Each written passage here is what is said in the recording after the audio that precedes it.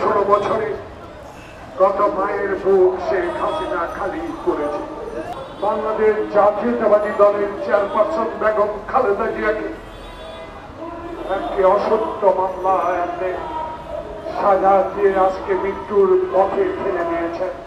বিগত 16 বছরে স্বাধীনভাবে কথা বলার সুযোগ আপনাদের ছিল না। তারেক রহমান বলেছে, আমি শেখ হাসিনার মতো অবৈধ ভোটে প্রধানমন্ত্রী হতে চাই না। বৃষ্টি ভিজে রোদে কষ্ট করে বিগত 16 বছরে স্বাধীনভাবে কথা বলার সুযোগ আপনাদের ছিল না। আল্লাহ রহমত, ছাত্র জনতা আবু সাইদ খোকনের মুগ্ধের রক্তের বিনিময়ে আজকে আপনারা এই রাস্তার ফুটপাতে দাঁড়িয়ে আমাদের মতো নগণ্য রাজনৈতিক কর্মীরা বাংলাদেশের মানুষের কথা তুলে ধরা। বাংলাদেশের 18 কোটি মানুষের এখন একটি দাবি, সেই দাবি হলো যে ভারতে আশ্রয় নিয়ে আমরা স্বাধীনতা যুদ্ধ করেছি, যে ভারত নিজকে বিশ্বের গণতন্ত্রকে দেশ হিসেবে দাবি করে, সেই ভারত গণতন্ত্র নিয়ে অহংকার করে, যেই ভারত বাংলাদেশকে স্বাধীনতা যুদ্ধে সহযোগিতা করেছে। আপনি যদি গণতন্ত্রের কথা বলে থাকেন, আপনি একটু নজর দিয়ে দেখুন বাংলাদেশে 16 বছরে গত মায়ের বুক শেখ হাসিনা খালি করেছে। আপনি একটু নজর দিয়ে দেখুন শেখ হাসিনার যুবলীগ, কৃষক লীগ, স্বেচ্ছাসেবক লীগ, কিছু সংখ্যক পুলিশের সহায়তায় বাংলাদেশের কত লোককে গুম করেছে।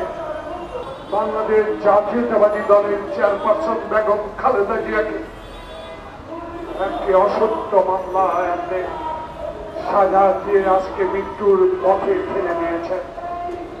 প্রিয় ভারতবাসী, আমাদের দাবি আপনাদের কাছে, বাংলাদেশের এই গণহত্যাকারী ইতিহাসের স্বৈরাচারী সরকার শেখ হাসিনাকে অবশ্যই আপনি বাংলাদেশের হাতে হস্তান্তর করুন।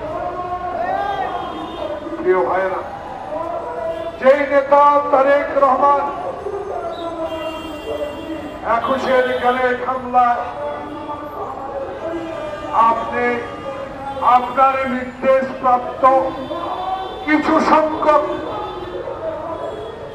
বিচারপতি দিয়ে তারেক রহমানকে 21 গ্যানেট হামলায় সাজা দিয়েছে।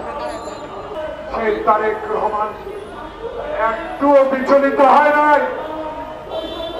সেই তারেক রহমান বিদেশে থাকে বাংলাদেশের এই জাতীয়তাবাদী শক্তিকে উজ্জীবিত রেখেছে, আন্দোলন সংগ্রাম করেছে। সে আন্দোলনের ফসল ছাত্র জনতার রক্ত। এমন একটি পিতা মায়ের সন্তান, যে পিতা বাংলাদেশের স্বাধীনতা ঘোষণা করেছে, যেই মাতা বাংলাদেশের গণতন্ত্র পুনরুদ্ধার করেছেন হোসেন মোহাম্মদ এরশাদ, সেই নেত্রীর নেতার সন্তান তারেক রহমান।